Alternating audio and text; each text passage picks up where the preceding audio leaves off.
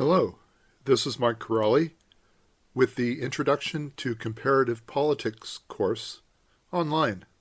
Welcome.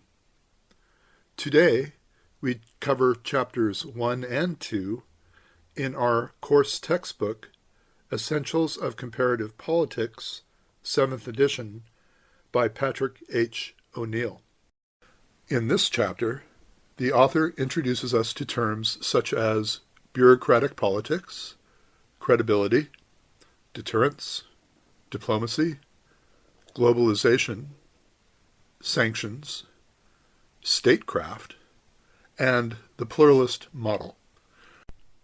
As is usual in our classes, I ask you to consider a seminar question that represents the capstone of our textbook reading, this lecture, and any supplemental reading that may be listed on your Canvas page. This seminar question will be reintroduced at the end of today's lecture, wherein we will build a thesis statement and an outline from which you go to craft your own essay to turn in on the date assigned in your course. Today's seminar question then asks you to articulate the ways in which particular concepts can be evaluated. For example, what are some of the ways that a comparativist could measure state strength and scope? As is usual in our class, I anticipate you're having already read before starting to tackle this lecture and this essay assignment. I always assume that the listener is familiar with the key terms, the definitions, and the discussion questions as presented in the textbook, and is ready to take the next step of investigation by having those key elements already under their belt. Thus, we proceed. In order for us to get a well-considered understanding of the disparate parts of comparative politics, I turn to an amazing book by Patrick O'Neill called The Essentials of Comparative Politics. In this lecture, I'm going to draw liberally from his text and encourage you to purchase it if you're looking to deepen your understanding of this important topic. So asking then, what is comparative politics, to get a base understanding of what it is we're trying to achieve today, first, we must identify what comparative politics is. Well, as we've discussed several times in this class, politics is the struggle in any group for power that will give one or more persons the ability to make decisions for the larger group. This group may range from a small organization to the entire world. Politics occurs wherever there are people and organizations. For example, we can speak of office politics when we're talking about power relationships in a business setting. Political scientists, in particular, concentrate on the struggle for leadership and power in a political community, a political party, an elected office, a city, a region, or a country. It's really hard, therefore, to separate the idea of politics from the idea of power, which is the ability to influence others or impose one's will on them. Politics, then, is the competition for public power, and power is the ability to extend one's will. In political science, comparative politics is a subfield that compares this pursuit of power across countries. The method of comparing countries can help us make arguments about cause and effect by drawing evidence from across space and time. For example, one important puzzle we will return to frequently in this lecture is why some countries are democratic while others are not.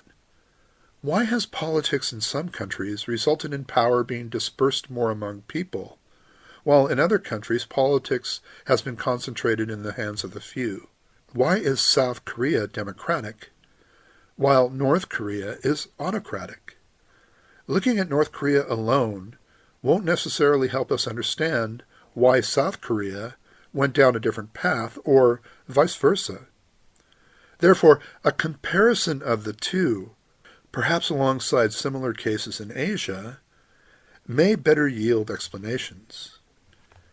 As should be clear from our discussions heretofore, these are not simply academic questions. Democratic countries and pro-democracy organizations actively support the spread of like-minded regimes around the world, and democracy has backslid in many countries over the last few years. If it is unclear how or why democracy emerges, it becomes much harder to promote it or to defend it. It is therefore important to separate ideals from our concepts and methods, and not let the former obscure our use of the latter. Comparative politics can inform and even challenge our ideals, providing alternatives and guiding us to question our assumption that there is one right way to organize political life. If comparison, then, is an important way to test our assumptions and shape our ideals, how we compare cases is important. If there is no set of criteria or guide by which we gather information or draw conclusions, our studies become little more than really a collection of details. Researchers thus often seek out puzzles, questions about politics with no obvious answer as a way to guide their research. From there, they rely on some kind of comparative method, a way to compare cases and draw conclusions.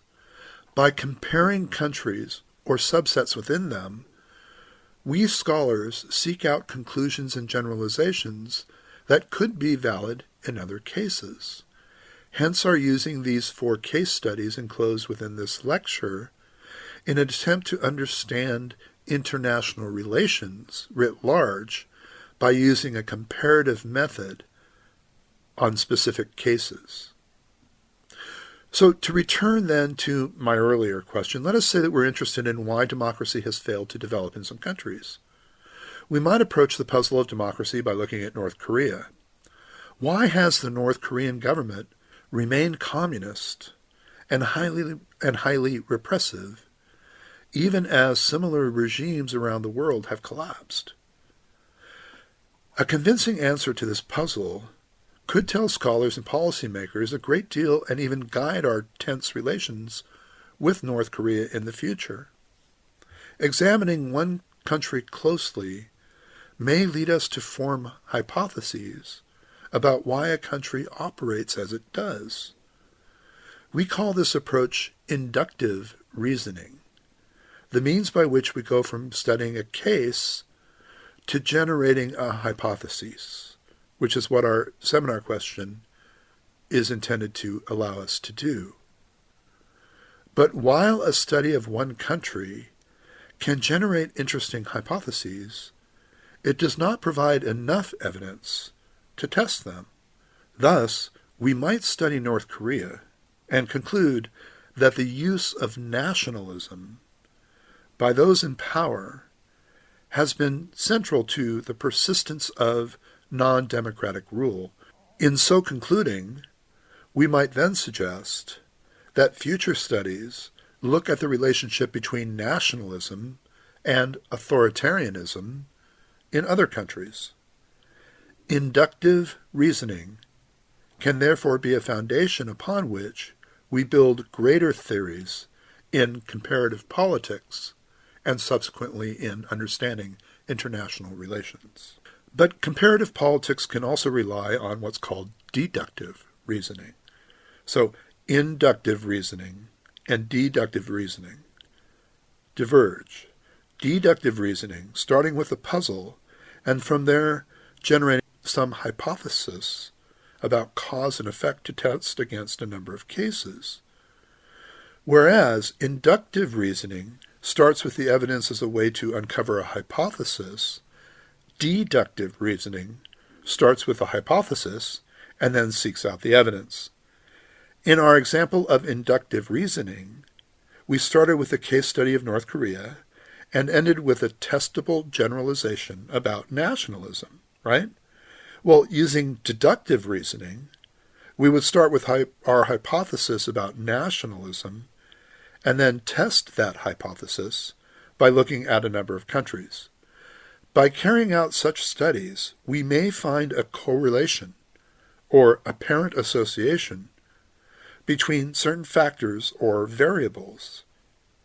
If we were particularly ambitious, we might claim to have found cause and effect or a causal relationship. Inductive and deductive reasoning can help us better understand and explain political outcomes, and ideally could help us predict them in our study of international relations. Just as we're wont to do with any field of study, a first good step is to scan the literature for an understanding of what questions to ask and what tools are available to us. To that end, international relations, and in this aspect, comparative politics, has some major key thinkers to consider, so that we don't have to reinvent the wheel, or perhaps to understand the scope of the area under our examination. I would argue that Aristotle, Machiavelli, Thomas Hobbes, John Locke, Rousseau, Montesquieu, Karl Marx, and Max Weber would be major thinkers in comparative politics. Now, we're not going to go into far great depth in understanding all these key thinkers. Rather, we're going to touch on their writings and their contribution to the field of comparative politics in order to use their deep thinking to our advantage in developing our seminar questions essay. We know that it was Aristotle who first separated the study of politics from that of philosophy. Aristotle used the comparative method to study the Greek city-states in his work The Politics, where he conceived of an empirical study of politics with a practical purpose, just as we're doing. So we understand that Aristotle, who was born in 384 BCE and died in 322 BCE, was a Greek philosopher, a logician, and a scientist. Along with his teacher, Plato, Aristotle is generally regarded as one of the most influential ancient thinkers in a number of philosophical fields, including political theory. Aristotle was born in northern Greece, and his father was court physician to the king of Macedon. As a young man, he studied in Plato's academy in Athens, but after Plato's death, he left Athens to conduct philosophical and biological research in Asia Minor and Lesbos. And he was then invited by King Philip II of Macedon to tutor his young son, Alexander the Great. Soon after Alexander succeeded his father and consolidated the conquest of the Greek city-states, he launched the invasion of the Persian Empire. Aristotle, returning as a resident alien to Athens, wrote, or at least worked on, some of his major treatises, including The Politics. When Alexander died suddenly, Aristotle had to flee from Athens because of his Macedonian connections, and he died soon thereafter. Aristotle's life seems to have influenced his political thought in various ways. Indeed, his interest in biology seems to be expressed in the naturalism of his politics. His interest in comparative politics and his sympathies for democracy as well as monarchy may have been encouraged by his travels and experience of diverse political systems. We understand that the modern word political derives from the Greek politikos, of or pertaining to the polis. The Greek term polis will be translated here as city-state, which is what we're examining. It is also translated as city or polis, or simply anglicized as polis. City-states like Athens and Sparta were relatively small and cohesive units in which political, religious, and cultural concerns were intertwined. The extent of their similarity to modern nation-states is really rather controversial. Aristotle's word for politics is politiké, which is short for politiké episteme, or political science. It belongs to one of three main branches of science, which Aristotle distinguishes by their ends or objects. There is contemplative science, including physics and metaphysics, which is concerned with truth or knowledge for its own sake. Practical science, with good action, and productive science, with making useful or beautiful objects. And so politics is a practical science, since it is concerned with the noble action or happiness of the citizens, although it resembles a productive science in that it seeks to create, preserve, and reform political systems. Aristotle thus understands politics as a normative or prescriptive discipline, rather than as simply a purely empirical or descriptive inquiry. Political science studies the tasks of the politician or the statesman in much the same way that medical science concerns the work of the physician. It is, in fact, the body of knowledge that such practitioners, if truly expert, will also wield in pursuing their task. The most important task for the politician is in the role of lawgiver, to frame the appropriate constitution for the city-state. This involves enduring laws, customs, and institutions for the citizens. Once the constitution is in place, the politician needs to take the appropriate measures to maintain it, to introduce reforms when he finds them necessary, and to prevent developments which might subvert the political system. This is the province of legislative science, which Aristotle regards as more important than politics as exercised in everyday political activity. Aristotle frequently compares the politician to a craftsman. Well, the analogy is imprecise because politics, in the strict sense of legislative science, is a form of practical knowledge, while a craft like architecture or medicine is a form of productive knowledge. However, the comparison is valid to the extent that the politician produces, operates, maintains a legal system according to universal principles. Well, in order to appreciate this analogy, it is helpful to observe that Aristotle explains the production of an artifact in terms of four causes: the material, formal, efficient, and final causes. For example, clay, which is the material cause, is molded into a vase shape, which is the formal clause or forming cause, by a potter, who is the efficient or the moving cause, so that it can contain liquid, which is its final cause.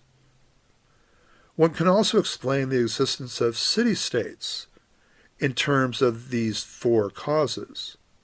It is a kind of community, that is, a collection of parts having some functions and interests in common. Hence, it is made up of parts, which Aristotle describes in various ways in different contexts, as households, or economic classes, or local political units. But ultimately, the city-state is composed of individual citizens who, along with natural resources, are the material or the equipment out of which the city-state is fashioned. So that is the material cause. The next, if we remember, is the formal cause. The formal cause of the city-state is in its constitution.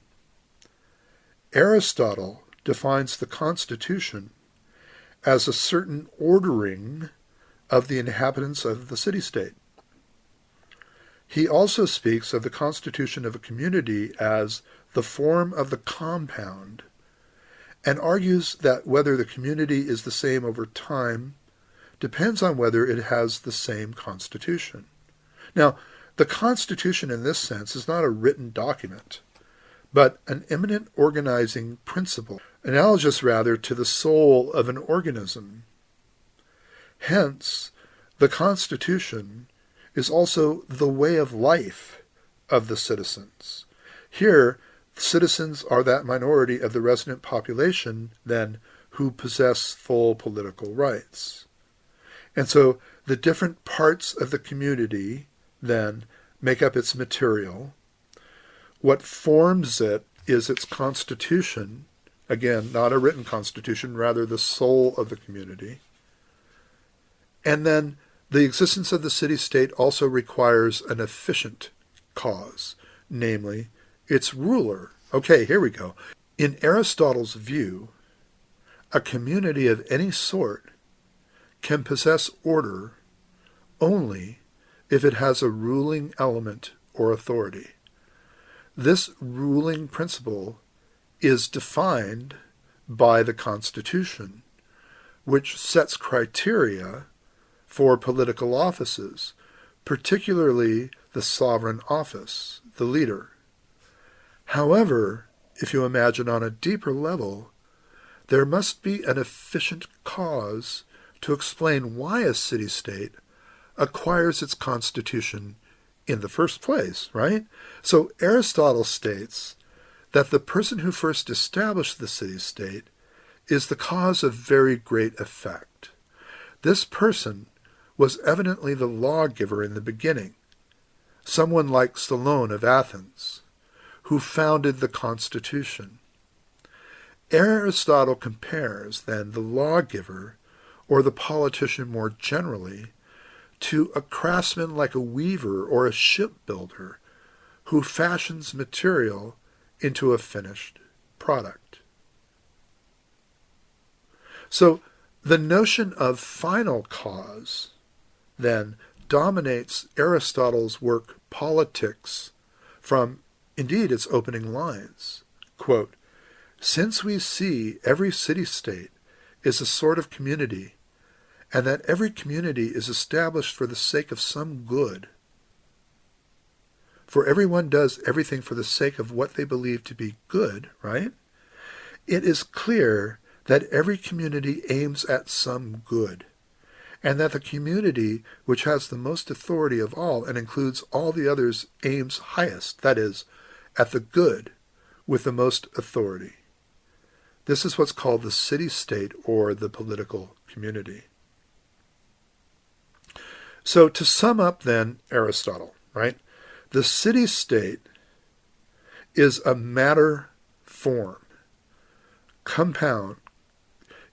To sum up then, the city-state, i.e. this matter-form,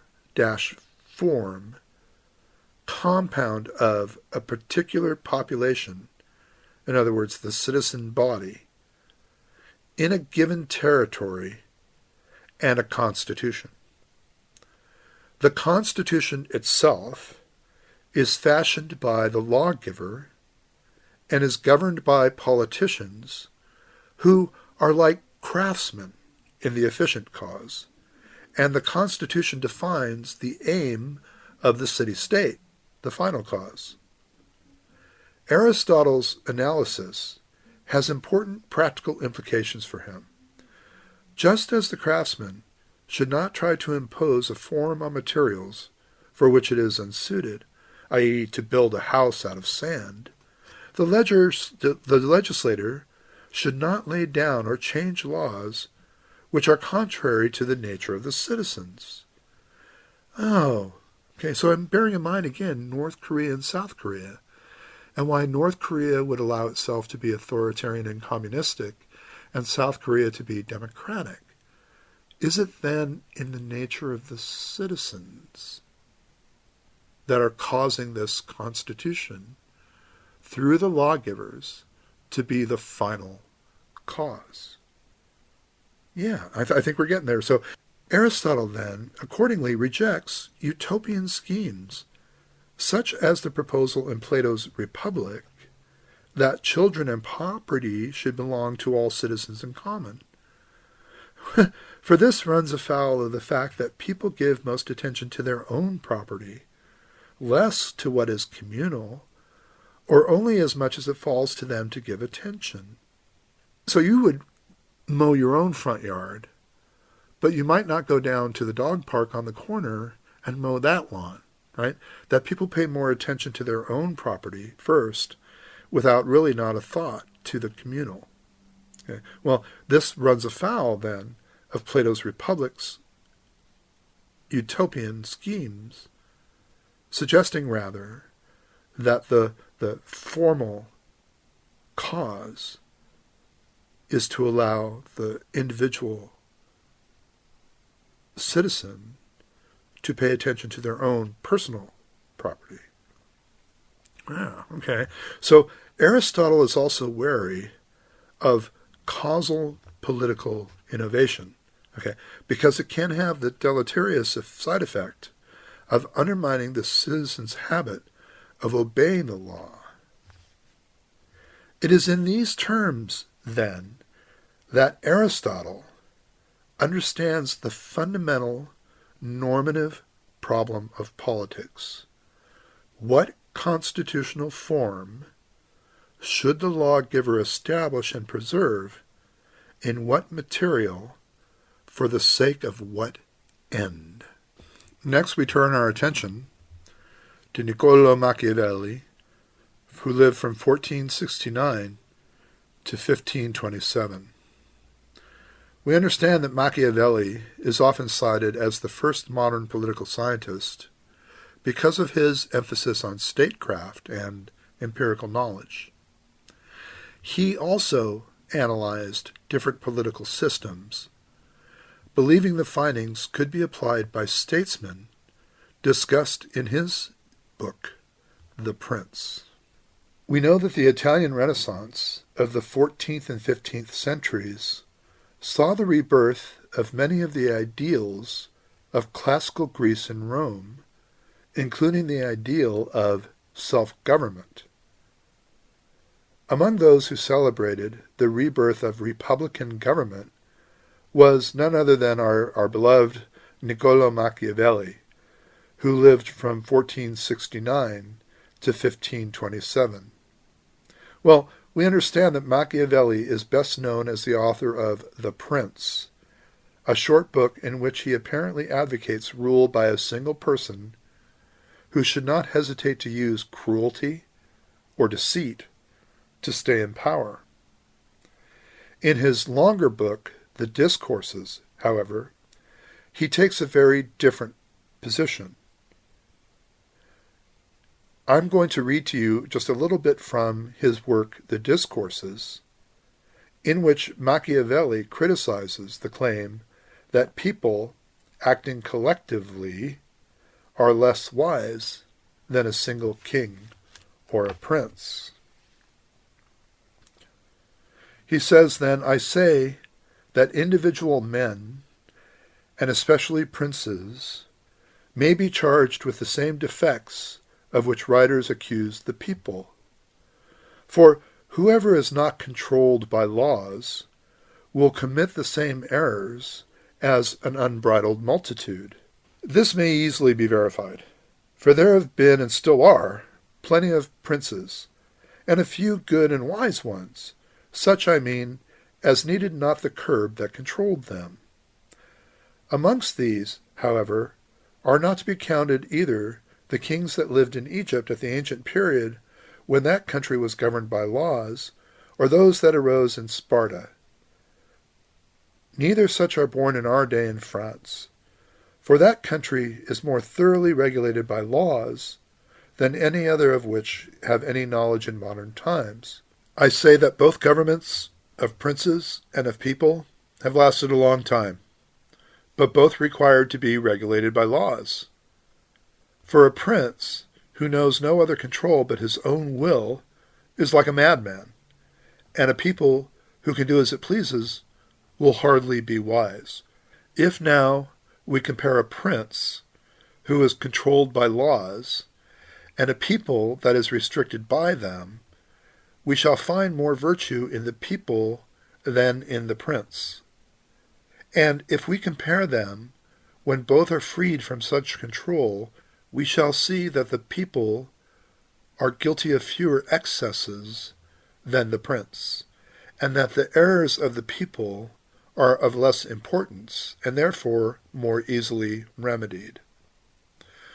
For a licentious and mutinous people can easily be brought back to good conduct by the influence and persuasion of a good leader.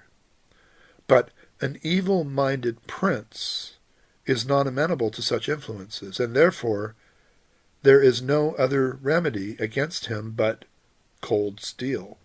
We may judge, then, from this, of the relative defects of the one and the other.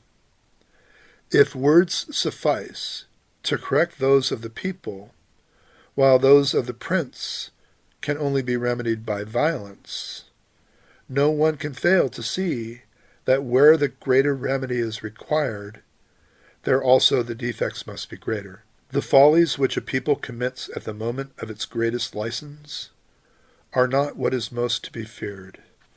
It is not the immediate evil that may result from them that inspires apprehension, but the fact that such general confusion might afford the opportunity for a tyrant to seize government. But with evil-disposed princes, the contrary is the case. It is the immediate present that causes fear, and there is hope only in the future. For men will persuade themselves that the termination of his wicked life may give them a chance of liberty. Thus we see the difference between the one and the other to be, that the one touches the present and the other the future.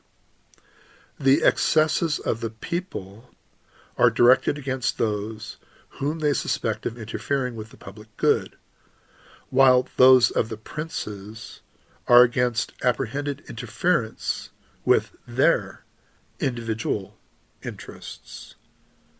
The general prejudice against the people results from the fact that everybody can freely and fearlessly speak ill of them in mass, even whilst they are at the height of their power. But a prince can only be spoken of with the greatest circumspection and apprehension. So if we're looking at the constitutions, then, argues Machiavelli, with an eye to Aristotle, what is the best form of government? A monarchy or a democracy? And why? Our next key thinker is Thomas Hobbes, who lived from 1588 to 1679.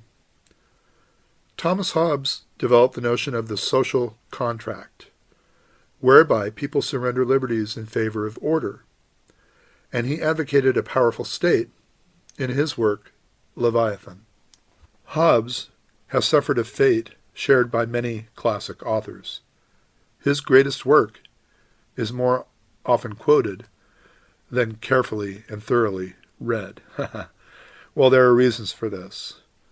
Hobbes took pains to be quotable, sometimes at the cost, really, of obscuring his method. And Leviathan is a very long book, not all of whose parts are obviously relevant to its central purpose. Our aim here in today's class is to give you some sense of how the parts fit together and how to ward off misunderstanding, which makes criticism and thereby rejection seem easy. Well, a brief summary of Hobbes' argument will suggest both why we still read him and why few accept what they read. Hobbes contends that by nature, people are sufficiently unsocial that if they had to live without an effective government to check them, they would find themselves in a war of all against all. But people are also sufficiently dependent on one another that in such a war, everyone's life would be, in the book's most famous phrase, solitary, poor, nasty, brutish, and short. This alternative is so horrible that life under any effective government would be preferable to it, no matter what the form of that government. The same features of human nature, which would make life in the state of nature so miserable, also make it impossible for any government to be effective if it does not possess absolute power. To try to limit the powers of government by a constitution or by dividing authority among different branches of government is, in Thomas Hobbes' mind, to invite anarchy and misery within the state of nature. So the subject of an absolute government should prefer that form of government to any other and give it their simple obedience. So, coming back to our idea of comparative political systems, in order to understand how those different systems operate within the global aspect of international relations, if you are a citizen of an effective dictatorship, which makes your life secure from both internal and external threats, without allowing you any say in how you are governed, presumably you're morally required to obey that government and give it your support. If this is Hobbes' conclusion, most of us, I suppose, would find it unacceptable. But Hobbes' argument can feel very forceful. So let's analyze its structure, perhaps, in a little finer detail. Well, we have to understand that Leviathan really is a scientific treatise, right? In the terms of political science, then, Leviathan begins with topics apparently far removed from the subject of political obedience. The nature of thought, of language, and science. Well, why start this way? Well, like Descartes, Hobbes thinks of himself as providing new foundations for philosophy. In his case, as making civil philosophy, the knowledge of the rules of life and society, scientific for the first time. To claim this, then, he must give some account of science, right? So he takes his model, geometry, the only science, quote, that has pleased God hitherto to bestow on mankind. No. He takes as his model geometry. One thing which makes geometry scientific is that geometricians first settle on the meanings of the terms they use. Once they have all done this correctly, all they have to do further is to calculate the consequences of those definitions. This conception of science makes a lot rest on the definitions. Granted that they are supposed to be the starting points of demonstrations, it still seems fair to ask why we should accept these definitions, particularly if they seem controversial. For example, midway through Leviathan, Hobbes will claim that his definitions of the words essential to political reasoning are universally agreed upon. Well, unfortunately, this is false advertising. It's not true, and it seems Hobbes must have known that it wasn't true. Earlier, he had written that a man who aspires to true knowledge must examine the definitions of former authors and either correct them where they are negligently set down or make them himself. So frequently he offers his own definitions as explicit corrections on those commonly given. Examples include his definition of the will, or his definition of justice. When he defines the terms right of nature and the law of nature, which we'll find reflected in the Declaration of Independence, he complains that writers on this subject tend to confuse two notions. Similarly, when he discusses the true liberty of the subject and the distinction between counsels and commands, he complains that previous writers have barely understood these concepts. These definitions certainly involve terms essential to our political reasoning. So, in civil philosophy, an effective system must achieve the ends for which we form a civil society, right? If we're agreeing with Aristotle and subsequently Machiavelli, then this is held to be true. It is from experience that we learn what ends we form civil society for. That's one reason why Hobbes acknowledges that his argument depends partly on experience. So then, Hobbes asks, can we escape the state of nature, being without government? One thing, in any case, is clear. If we are in a state of nature, and if we are rational, we must try to escape it. Is this possible? We are supposed to enter into a contract with others to form a state, this so-called social contract. We see that Hobbes' theory allows that people in the state of nature might, in spite of the war of all against all, cooperate on some things. But is forming the state one of them? What is it for there to be a state anyway? For Hobbes, the existence of the state requires the existence of a sovereign, a person, authorized by the community to act on their behalf for their peace and their safety, so that what the person does counts as an act of the community as a whole. This person need not be an individual human being, a king, a queen, or an emperor. It might be an assembly of people, i.e. the Congress, or a parliament, or an assembly that could, in principle, be the whole population, though that would involve practical difficulties in a community of any size. What is essential is that there be some agreed procedure by which the community can act as a collective entity. It will simplify discussion if we think then of the sovereign as an individual. The real problem about creating a sovereign comes not with his selection, but with his empowerment.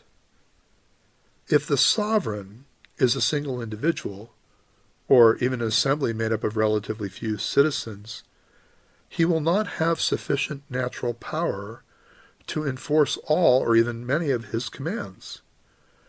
This follows from the approximate equality of power in the state of nature. So the sovereign's power depends on the voluntary obedience of at least a significant minority of his subjects, right? A lasting relation of dominion cannot be based on natural power alone.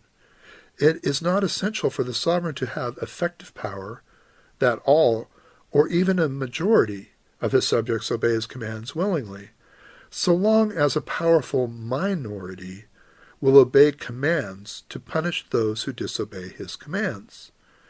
The sovereign needs an enforcement cadre, right? A police force or an army, which must be larger and more dedicated just in proportion as people in general are more hostile to the regime. For the sovereign to have power to protect us, and consequently the right to our obedience, what is crucial is not an oath which we or our ancestors took at some point in time, but whether the enforcement cadre is willing to see that the laws are obeyed, and whether people in general are willing at least not to forcibly resist the enforcement. So those readers who look more deeply into Leviathan We'll notice that the sovereign, then, must be imbued with divine right authority. In other words, that the will of God is behind the will of the sovereign, giving that sovereign divine authority to act. Well, those interpreters of Leviathan who think a divine command to obey political authority is central to Hobbes' argument are missing what is perhaps the most fundamental feature of his work. He is writing for a world in which religious divisions introduced by the Reformation have made any serious attempt to base politics on religion futile. We are too deeply divided on our religious beliefs and too insecure in our grounding for their beliefs for any such strategy to prove a generally acceptable rationale for political obedience. In Hobbes' day, there were a great many people who had not grasped the consequence of the Reformation. Their children, though fewer proportionately in any modern Western society, are still with us and still need to learn the negative lessons of Leviathan. We may seem deeply divided in our values, as we are in our religious beliefs, but we need civil society if we are to survive and to have even a tolerably comfortable existence. Hobbes would have agreed with the spirit of Rodney King's remarks in the Los Angeles riots. We're all stuck here together for a while. Can't we all just get along? We need to try to find some way to get along. Hobbes then was convinced that civil society, as he understood it, was our best hope of doing just that. So again, looking at the major thinkers in comparative politics, we've touched on Aristotle, we've touched on Machiavelli, and we've touched on Hobbes. Our next philosopher is John Locke, who lived from 1632 to 1704. He was an English philosopher and a politician. He was born in Somerset, where Locke studied medicine at Oxford, before becoming secretary to Anthony Ashley Cooper, the first Earl of Shaftesbury. His political views were developed against the background of, and were shaped by, the English Revolution, much as was Hobbes. A consistent opponent of absolutism, and often portrayed as the philosopher of the Glorious Revolution of 1688, which established a constitutional monarchy, Locke is usually seen as a key thinker of early liberalism. Although he accepted that by nature humans are free and equal, the priority he accorded property rights prevented him from endorsing political equality or democracy in the modern sense. So Locke's most important political works are a letter concerning toleration of 1689 and two treatises of civil government from 1690. So again, liberals do not believe that a balanced and tolerant society will develop naturally out of the free actions of individuals or voluntary associations. This is where liberals disagree with anarchists, who believe that both law and government are unnecessary. Liberals fear that free individuals may wish to exploit others, to steal their property, or turn them into slaves if it is their interest to do so. That was the argument that Hobbes was making, this war of every man against every man. They may also break or ignore their contracts when it is to their advantage. The liberty of one person is always therefore in danger of becoming a license to abuse another. Each person can be said to be both a threat to and under threat from every other member of society, says Hobbes.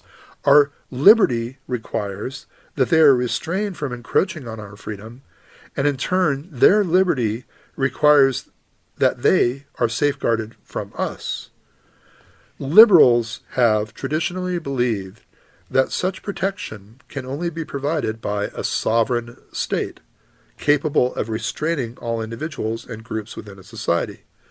Freedom can therefore only exist under law, as John Locke puts it. Where there is no law, there is no freedom. This argument is the basis of social contract theory, as I suggest, developed by 17th century writers Thomas Hobbes, Locke, which, for example, explains the individual's political obligations toward the state. Both Hobbes and Locke constructed a picture of what life had been like before government was formed, in a stateless society, and what they called a state of nature. As individuals are selfish, greedy, power-seeking, the state of nature would be characterized by an unending civil war of each against all. As a result, they argued rational individuals would enter into an agreement, or this social contract, to establish a sovereign government, without which orderly and stable life would be impossible. All individuals would recognize that it is in their interest to sacrifice a portion of their liberty in order to set up a system of law. Otherwise, their rights, well, and indeed their lives, would constantly be under threat. Both Hobbes and Locke were aware that this contract, well, really is an historical fiction. The purpose of the social contract argument, however, is to highlight the value of the sovereign state to the individual. In other words, Hobbes and Locke wished individuals to behave as if the historical fiction were true, by respecting and obeying government and law in gratitude for their safety and security that only a sovereign state could provide. The social contract argument embodies several important liberal attitudes toward the state in particular and political authority in general. In the first place, it suggests that, in a sense, political authority comes from below. The state is created by individuals and for individuals. It exists in order to serve their needs and interests. Governments arise out of the agreement or consent of the governed. This implies that citizens do not have an absolute obligation to obey all laws and accept any form of government. If government is based upon a contract made by the governed, government itself may break the terms of the contract. When the legitimacy of government evaporates, the people have the right of rebellion. This principle was developed by Locke in his 2 treatises of government and was used to justify the Glorious Revolution of 1688, which deposed King James II of England and established a constitutional monarchy in Britain under King William and Queen Mary. It was also clearly expressed, as we know, by Thomas Jefferson in the American Declaration of Independence, which declares that when governments become an absolute despotism, it is the right of the people to alter or abolish it. Secondly, social contract theory portrays the state as an umpire or a neutral referee in society. The state is not created by a privileged elite wishing to exploit the masses, but out of an agreement amongst the whole people. The state, therefore, embodies the interests, ostensibly, of all citizens and acts as a neutral arbiter when individuals or groups come within conflict with one another. For example, if individuals break contracts made with others, the state applies the rules of the game and enforces the terms of the contract, provided, of course, each party had entered into the contract voluntarily and in full knowledge. The essential characteristic of any such umpire is that its actions are, and are seen to be, impartial. So, John Locke, then, is regarding the state as a neutral arbiter among the competing individuals and groups within society, through a constitutional government rising from the social contract. And so, again, John Locke argues that private property and the ability to make contracts is essential to individual freedom and prosperity. And again, he advocated this in 2 treatises of government. The next key thinker under our examination is Jean-Jacques Rousseau, who lived from 1712 to 1778. Rousseau argued that citizens' rights are inalienable and cannot be taken away by the state.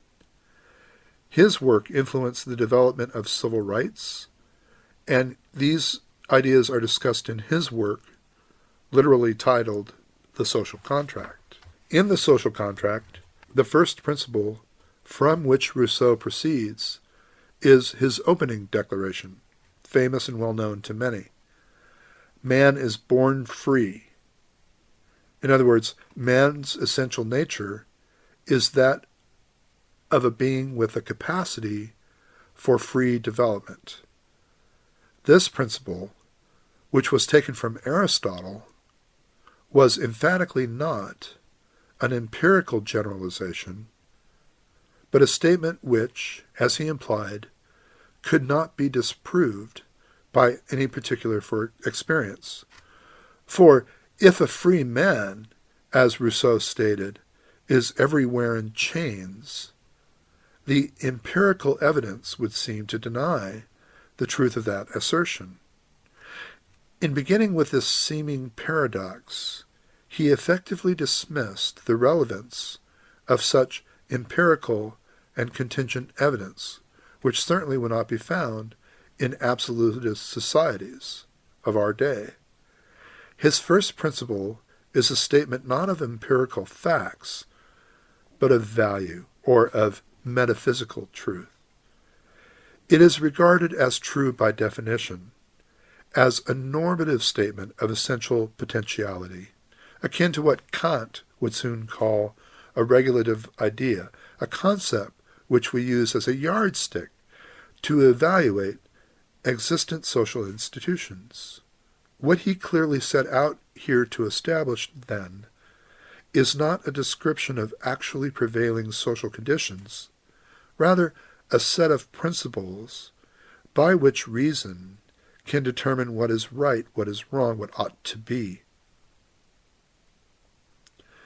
His instrument was the concept of a social contract, not taken as an historical event, but as a body of operating principles, which is logically presumed in the actual functioning of the social order. It includes the political procedures of a society, but also the accepted ways in which its citizens regulate their family lives, education, business affairs, even their recreation. The social contract is then a convenient name for a way in which the general will of society, concerning the ways in which it functions, is implicitly and explicitly manifested. It is that body of implicit and explicit agreements which bind a society into a cohesive whole. Its opposite is the notion of a state of nature, again, pictured not as an historical situation, but as a useful fiction by which one may understand that a complete lack of social agreements would entail. The social contract, as Rousseau uses it, describes the body of operating rights and obligations in terms of which a society defines its own nature and the restraints and freedoms which its members enjoy because of it. Well, a traffic light on the corner, right? Something as simple as that serves really as a useful symbolic illustration of the way in which these concepts elucidate Rousseau's concept of society. It expresses the general will that traffic should be regulated so that drivers and pedestrians can both use the streets with reasonable safety. As each driver stops for the red light and each pedestrian waits for it, there is implicitly recognized the whole series of social agreements, this whole social contract, which makes that inherently impotent and arbitrary light a means of regulating the use of the street.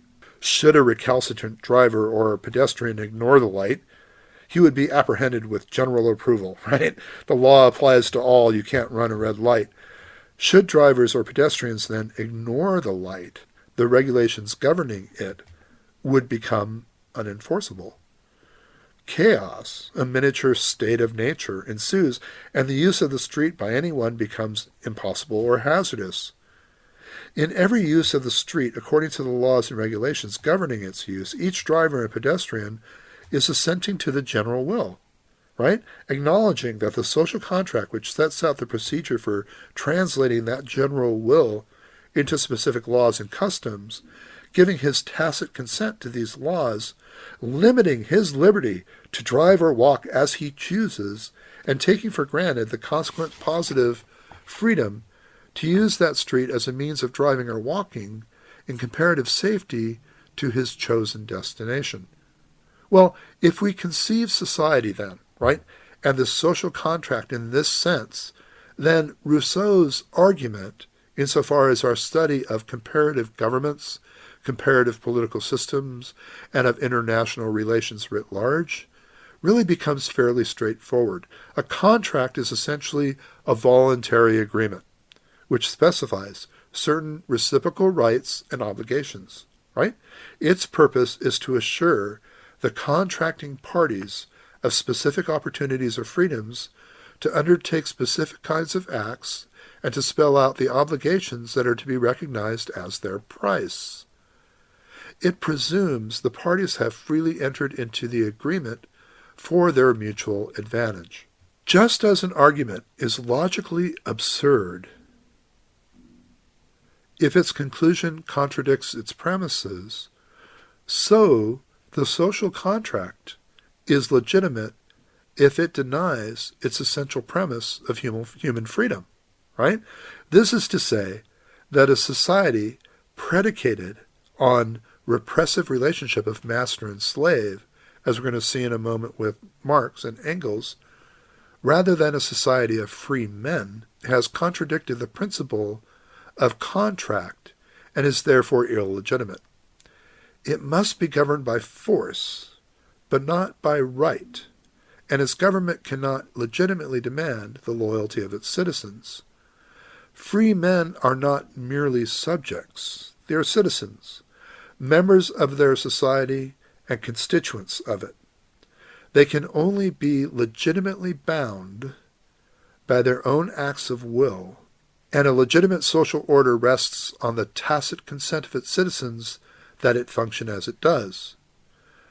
That is to say that however originated, a legitimate society at any point of development is the expression of the general will, or consensus of its members, that it conduct its affairs according to the procedures for decisions which it uses. A legitimate society acknowledges that its prime function is the enhancement of the freedom of its citizens to the fullest extent possible within the limits of the situation and the requirements which they choose to recognize. Our next philosopher, then, Karl Marx, who lived from 1818 to 1883, we've touched on in several lections heretofore and will touch on in several lectures coming up, specifically around structuralism. And so to go into Marx again would be redundant. I would just encourage you to go back to our Chapter 3 and Chapter 4 to get at Karl Marx, which leaves us freedom then to move on to Max Weber. So our next and final key thinker in comparative politics and thus in international relations would be Max Weber, who lived from 1864 to 1920. Weber wrote widely on such topics as bureaucracy, forms of authority, and the impact of culture on economic and political development, and he developed many of these themes in his work titled Economy and Society. In Economy and Society, Weber starts, in Volume 1, by carefully laying out some of his basic terms, such as sociology, which he claimed was a science concerning itself with the interpretive understanding of social action, and thereby with a causal explanation of its course and consequences, as well as defining meaning, not as something objectively correct or even metaphysically true, but as either the actual existing meaning in the given concrete case of a particular actor, or to the average or approximate meaning attributable to a given plurality of actors. Weber describes his approach as a comparative methodology, which compares the pure type of rational actions and deviations from it. Okay. Social action he defines as action oriented to others' behavior. It can be oriented in 4 ways, he's going to suggest. Instrumentally rational, value rational, effectual, and traditional. Again, instrumentally rational, value rational, effectual, and traditional. We'll be coming back to these again and again, so understanding Weber and getting him under our belt first is very important to our study.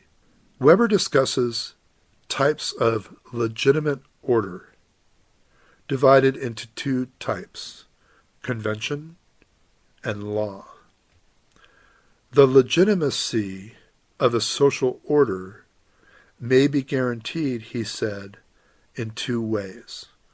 One is purely subjective, effectual, value rational, or religious. The other is by the expectation of specific external effects, that is, by interest situations, including convention and law. Convention denotes an order whose validity is externally guaranteed by the probability that deviation from it within a social group will result in a relatively general and practically significant reaction, disapproval, while law denotes an order that is externally guaranteed by the probability that physical or psychological coercion will be applied by a staff of people in order to bring about compliance or avenge its violation. This distinction is going to become important here in a minute. Social relationships, says Weber, can be characterized as conflict, which is carrying out one's will against the resistance of others, and competition, a formally peaceful attempt to gain control over opportunities or advantages that others also want, or selection, an often latent struggle for advantage or survival, but without any kind of mutual orientation. So again, social relationships can be characterized as conflict, competition, or selection. Social relationships can also be characterized as communal, when individuals' social orientation is based on the feeling that they belong together, or associative, when the social alliance is based on a rationally motivated adjustment of interests or a similarly motivated argument. So social relationships can be characterized as communal or associative. For instance, market relationships are associative. So are the relationships based on shared belief in certain absolute values. But religious brotherhoods, erotic relationships, personal loyalty, and esprit de corps are associative. Of course, there are several ideals, as Weber points out. Even merchants often like their customers. Social relationships, then, can be characterized as open to outsiders or closed to outsiders. So, again, open to outsiders if its system of order does not deny participation to anyone who wishes to join and is actually in a position to do so, or closed to them if participation of certain persons is excluded, limited, or subjected to conditions. Again, this is going to become important as we continue to study the systems of government and the manifestation of the social contract through the state. So, taking this to its next step, Weber suggests that an organization is then a social relationship which is either closed or limits the admission of outsiders, and its regulations are enforced by specific individuals, a chief and possibly an administrative staff, which normally also have representative powers. Organizations, Weber suggests, are autonomous, i.e., governed by an order the members themselves established, or heteronomous, governed by an order imposed from the outside. Weber draws several other distinctions to characterize organizations, but we'll skip a bit further. Weber now defines power, the probability that one actor within a social relationship will be in a position to carry out his own will despite resistance, regardless of the basis on which the probability exists, and domination, the probability that a command with a given specific content will be obeyed by a given group of persons. So, again, Weber defines power and domination, but he distinguishes between political organizations who are tasked with safeguarding an order in a territory via physical force, and the state, which enjoys a monopoly of the legitimate use of political force, and hierarchic organizations, which safeguard order via psychic coercion, including, one might example, the church, right, which enjoys a monopoly on hierocratic coercion. With this groundwork out of the way, then, in economy and society, Weber goes on to discuss the division of labor, providing a discussion that is encyclopedic, although not as broadly applied or necessary to go into in our studies.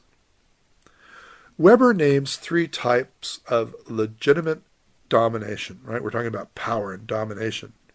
And these three types show up frequently in the rest of the 2 volumes of his work, Economy and Society.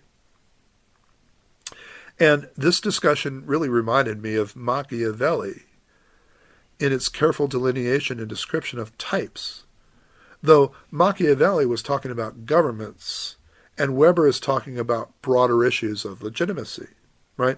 And so claims of legitimacy can be based on rational grounds, legal authority. This is a type that underpins bureaucracies, or traditional grounds that rests on traditional authority, or charismatic grounds that rests on charismatic authority. So again, rational grounds, traditional grounds, and charismatic grounds. Okay, so legal authority based on rational grounds organizes its offices via hierarchy. It especially uses that most unambiguous structure of domination, the bureaucracy. Bureaucrats are appointed, not elected. The bureaucracy, then, is, from a purely technical point of view, capable of attaining the highest degree of efficiency, and is, in this sense, formally the most rational known means of exercising authority, power, over human beings in the social contract. Yes? It is superior to any other form in its precision, in its stability, in the stringency of its discipline, and in its reliability. It thus makes possible a particularly high degree of calculability of results for the heads of the organizations and from those acting in relation to it. It is finally superior both in its intensive efficiency and in the scope of its operations, and is formally capable of application to all kinds of administrative tasks. Bureaucracy, Weber adds, is supported by extremely important conditions in the fields of communication and transportation. The precision of its functioning requires the services of the railway, right? the telegraph, and the telephone becomes increasingly dependent on them. That is, communication and transportation technologies create the conditions under which bureaucracies can flourish. After all, bureaucratic administration means, fundamentally, domination through knowledge, including both technical knowledge and knowledge growing out of experience in the service. The next then we have are the traditional grounds. Authority will be called traditional if legitimacy is claimed for it and believed in it by virtue of the sanctity of age-old rules and powers. Rules are obeyed due to their traditional status. In this simplest case, it can be based in personal loyalty from a common upbringing. Obedience is owed to a person, not the rules. Commands are legitimized in terms of action, which is bound to specific traditions, and action which is free of specific rules, falling within a sphere of discretion. Pure traditional authority lacks things that we associate with bureaucracy, a rationally established hierarchy, a regular system of appointment on the basis of free contract, technical training, or fixed salaries, right? So traditional grounds, because we've always done it this way.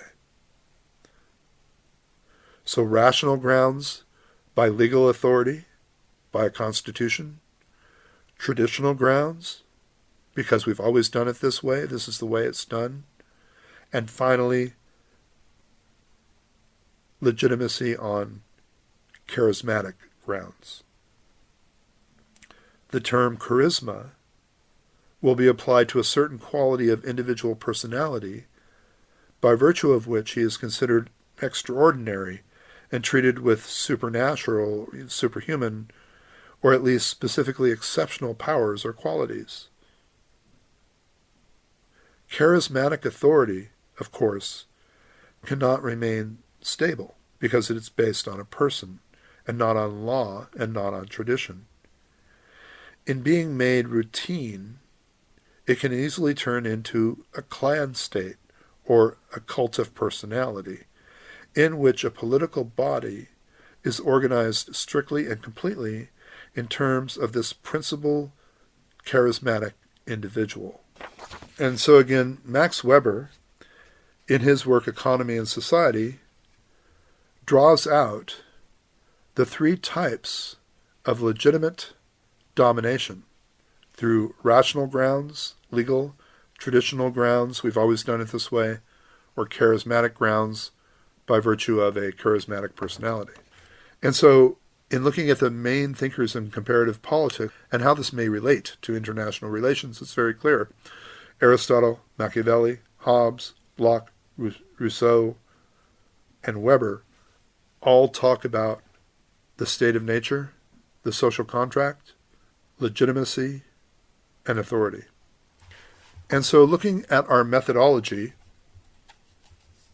how we hope to compare and contrast our 4 case studies with a view to the perspectives and perhaps levels of analysis as already developed in this course, with now a clearer understanding of the philosophical tradition from Aristotle through Weber, we look at our research methods, our methodology.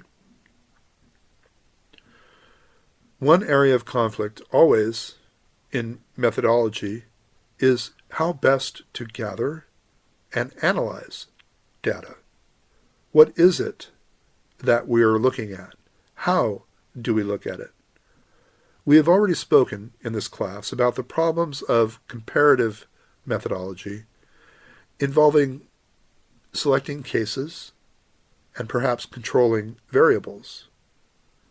Within these concerns are further questions of how one gathers and interprets the data to compare these cases and measure these variables. Some comparative political scientists rely on qualitative methods evidence and methodology such as interviews, observations, archival, and other forms of documentary research. Qualitative approaches are often narrowly focused, deep investigations of one or a few cases drawing from scholarly expertise. However, some qualitative studies, such as work on modernization or revolution, do involve numerous cases spread out across the globe and spanning centuries. Either way, qualitative approaches are typically inductive, beginning with case studies to generate theory, which is what we're here to do today. For some political scientists, a qualitative approach is of dubious value. Variables are not rigorously defined or measured. Variables are not rigorously defined or measured, they argue, and hypotheses are not tested by using a large sample of cases. Asserting that qualitative work fails to contribute to the accumulation of knowledge and is little better than the approach that dominated the field a century ago, these critics advocate quantitative methods instead. They favor a wider use of cases unbound by area specialization, greater use of statistical analysis, and mathematical models often drawn from economics. These quantitative methodologists are more likely to use deductive reasoning, starting with a theory that political scientists can test with an array of data. Many advocates of qualitative research question whether quantitative approaches measure and test variables that are of any particular value, or simply focus on often mundane things that can be expressed numerically. Over-dependence on quantitative measures can lead scholars to avoid the important questions that cannot be addressed by using strict scientific methods. Well, then, in theory, a second related debate concerns theoretical assumptions about human behavior, right? Which is why we went into such great detail in looking at our philosophers. Are human beings rational? That's a good question. Are human beings rational? In this sense, that their behavior conforms to some generally understandable behavior. Some say yes. These scholars use what is known as rational choice to study the rules by which politics is played and how human beings act on their preferences. For instance, how and why people decide to vote or choose a political party. Such models can, ideally, lead not only to explanation, but also to prediction, a basic element of science. As you might have guessed, rational choice theory is closely associated with quantitative methods. And, like the critics of quantitative methods in general, those who reject rational choice theory assert that the emphasis on individual rationality discounts the importance of things like historical complexity, unintended outcomes, or even cultural factors. In fact, some consider rational choice theories, as they do behavioralism, to be a Western, or really specifically American, assumption about self-interest, markets, and individual autonomy that do not really easily describe the world. As these debates have persisted, the world around us continues to change. Just as the wrenching political changes in the Middle East are not anticipated, neither was the end of the Cold War 20 years ago. Few scholars, regardless of methodology or theoretical focus, anticipated or even considered either dramatic set of events. Similarly, religion has re-emerged as an important component in politics around the globe, a force that modernization theory told us was on the wane. New economic powers have emerged in Asia, coinciding with democracy in some, but not in others. Terrorism, once the tactic of secular revolutionary groups in the 1970s has also resurfaced, albeit in the hands now of different actors. It seems that many political scientists, whatever their persuasion, have had little to contribute to many of these issues. Time and again, scholars are caught off guard. Well, where does that leave us now? Right? As we try to do a comparative analysis of these case studies using the different perspectives in international relations to get a bead on what we might predict for the future, where does this lack of quantitative versus qualitative agreement leave us? In recent years, some signs of conciliation have emerged. Scholars recognize that careful scholarship and theorizing are possible with both qualitative and quantitative methods. Inductive and deductive reasoning can both generate valuable theories in international relations. Rational choice and historical or cultural approaches can contribute to and be integrated into each other. One finds more mixed method approaches that use both quantitative and qualitative research. As a result, some scholars have spoken optimistically of an integration of mathematics or narrative case studies and a rational choice model, each contributing to the other. For example, large-scale quantitative studies of political activity can be further elucidated by turning to individual cases that investigate the questions in greater detail. At the same time, it's really worth noting that the difficulties in making comparative politics, international relations, and political science itself more rigorous and scientific are not unique. Across the social and life sciences, there is what has been termed a replication crisis, where numerous influential studies cannot be replicated. Much to the relief of parents, this includes the famous marshmallow test, which concluded that a child's ability to delay gratification, for example, waiting to eat a marshmallow, could predict future achievement in school and in work. A final observation is in order as we bring this part of our topic today to a close. Irrespective of methodology or theory, many have observed that political science as a whole is out of touch with real-world concerns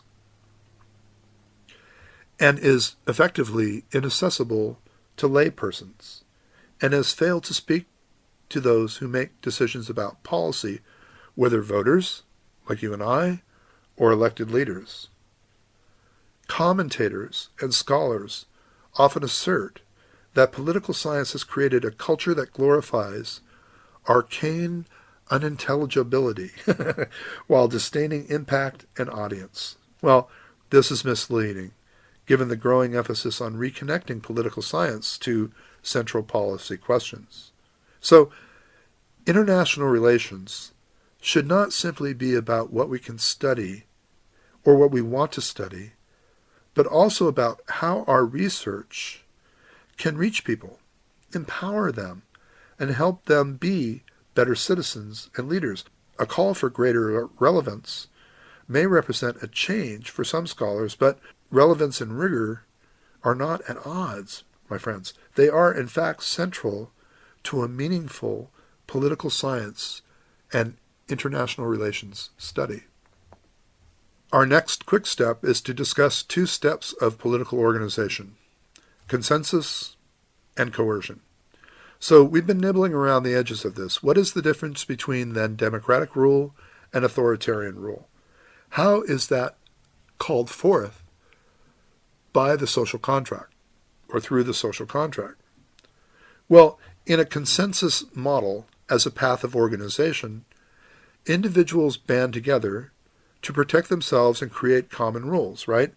Leadership is chosen from among the people, and we understand that there is security through cooperation. And so this then gives way to democratic rule.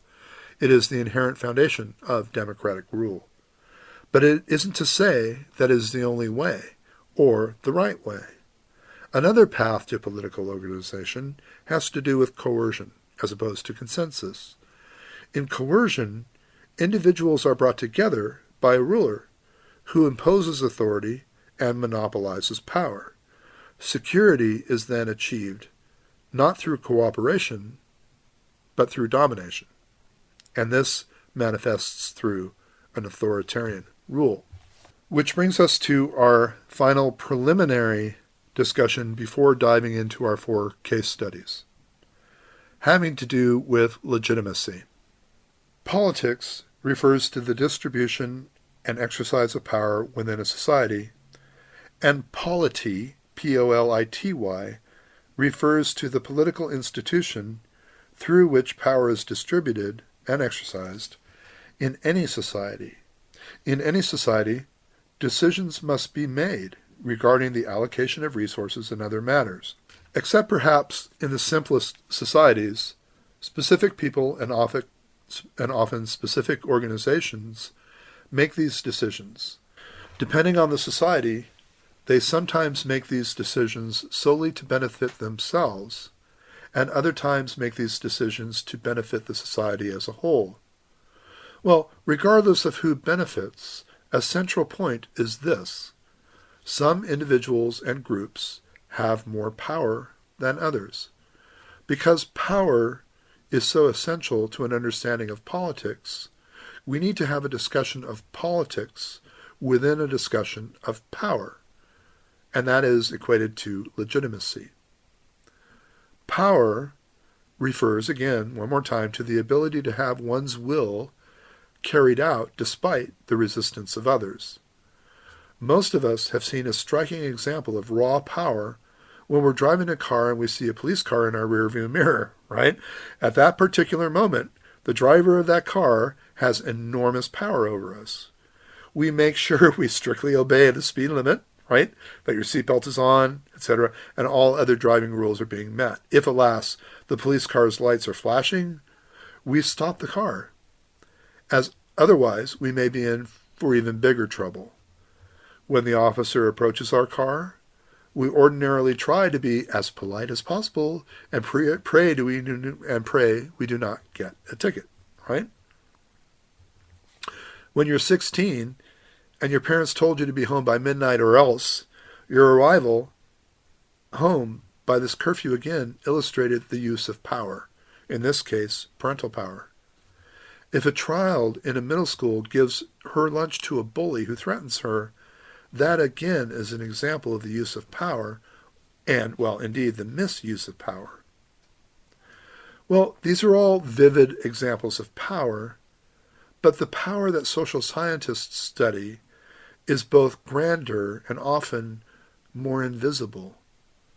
Much of it occurs behind the scenes, and scholars continue to debate who is wielding it and for whose benefit they wield it. Max Weber, one of the founders of sociology, distinguished legitimate authority as a special type of power. Legitimate authority, sometimes just called authority, Weber said, is power whose use is considered just and appropriate by those over whom the power is exercised. In short, if a society approves the exercise of power in any particular way, then that power is also legitimate authority. The example of the police car in our rearview mirrors is an example of legitimate authority. Well, Weber's keen insight lay in distinguishing different types of legitimate authority that characterize different types of societies, especially as they evolve from simple to more complex systems. He called these 3 types traditional authority, rational legal authority, and charismatic authority. We know these, right? We just talked about these. Well, let's delve into them a little more fully. As the name implies, traditional authority is power that is rooted in traditional or long-standing beliefs and practices of a society. Yeah, It exists and is assigned to particular individuals because of that society's customs and traditions. Individuals enjoy traditional authority for at least one of two reasons. The first is inheritance, as certain individuals are granted traditional authority because they are the children or other relatives of people who already exercise traditional authority. The second reason individuals enjoy traditional authority is more religious. Their societies believe that they are anointed by God or the gods, depending on the society's religious beliefs, to lead their society, which is why I mentioned divine right authority. Traditional authority is common in many pre-industrial societies where tradition and custom are so important, but also in modern monarchies, where a king, a queen, or a prince enjoys power because she or he comes from a royal family. Traditional authority is granted to individuals regardless of their qualifications. They do not have to possess any special skills to receive and wield their authority, right? As their claim is solely based on their bloodline or the supposed divine designation. An individual granted traditional authority can be intelligent or not so intelligent, can be fair or arbitrary, and exciting or boring, but receives the authority just the same because of custom and tradition. As not all individuals granted traditional authority are particularly well qualified to use it, societies governed by traditional authority sometimes find that individuals bestowed it are not always up to the job. The other example, rational legal authority, derives from custom and tradition. If traditional authority derives from custom and tradition, rational legal authority derives from law, right? And is based on a belief in the legitimacy of a society's laws and rules, and in the right of the leaders to act under those rules to make their decisions and set policy. This form of authority is a hallmark, then, of modern democracies, cooperative model, where power is given to people elected by voters, and the rules for wielding that power are usually set forth in a constitution, a charter, or other written document. Whereas traditional authority resides in an individual because of the inheritance or divine designation, rational legal authority resides in the office that an individual fills, not in the individual per se. So the authority of the President of the United States resides in the office of the presidency, not in the individual who happens to be president. When the individual leaves office, authority transfers then to the next president. This transfer is, usually smooth and stable, and one of the marvels of democracy is that office holders are replaced in elections without revolutions. Rational legal authority helps ensure an orderly transfer of power in the time of crisis. When John F. Kennedy was assassinated, for example in 1963, Vice President Lyndon Johnson was immediately sworn in as next president. When Richard Nixon resigned in disgrace in 1974 because of his involvement in the Watergate scandal, Vice President Gerald Ford became president. Because the U.S. Constitution provided for the transfer of power when the presidency was vacant, and because U.S. leaders and members of the public accept the authority of the Constitution on these and so many other matters, the transfer of power then in 1963 and 1974 was absolutely smooth and orderly. The final, charismatic authority, again, Weber already touched on these, we're just going into greater detail, stems from an individual's extraordinary personal qualities and from that individual's hold over followers because of those qualities. So, such charismatic individuals may exercise authority over a whole society or only over a specific group within a larger society. They can exercise authority for good or for ill, as this brief list of charismatic leaders indicates. What about Joan of Arc, or Adolf Hitler, or Mahatma Gandhi, or Martin Luther King? Each of these individuals had extraordinary personal qualities that led their followers to admire them and to follow their orders or requests for action. So charismatic authority can reside in a person who came to a position of leadership because of traditional or rational legal authority. Over the centuries, for example, several kings and queens of England and other European nations were charismatic individuals as well. A few U.S. presidents, Washington, Lincoln, both Roosevelts, Kennedy, Reagan, Donald Trump, were also charismatic, and much of their popularity stemmed from various personal qualities that attracted the public and the press. Well, Weber emphasized that charismatic authority in its purest form, in other words, when authority resides in someone solely because of the person's charisma and not because the person has traditional or rational legal authority, is less stable, right, than traditional authority or rational legal authority. The reason for this is simple. Once charismatic leaders die, well, their authority dies as well. Although a charismatic leader's example may continue to inspire people long after they die, it is difficult for another leader to come along and command people's devotion as intensely.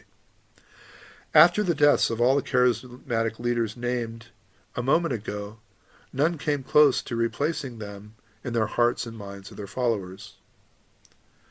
Because charismatic leaders recognize that their eventual death may well undermine the nation or cause they represent, they often designate a replacement leader, who they hope will have the same charismatic qualities. This new leader may be a grown child of the charismatic leader or someone else the leader knows and trusts.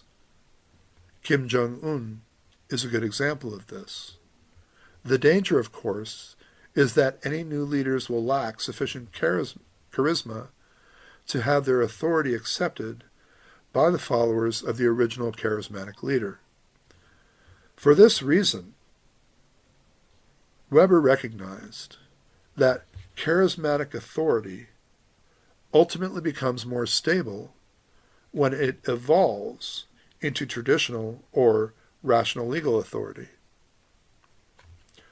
Transformation into traditional authority can happen when charismatic leaders' authority becomes accepted as residing in their bloodlines, so that their authority passes to their children and then to their grandchildren.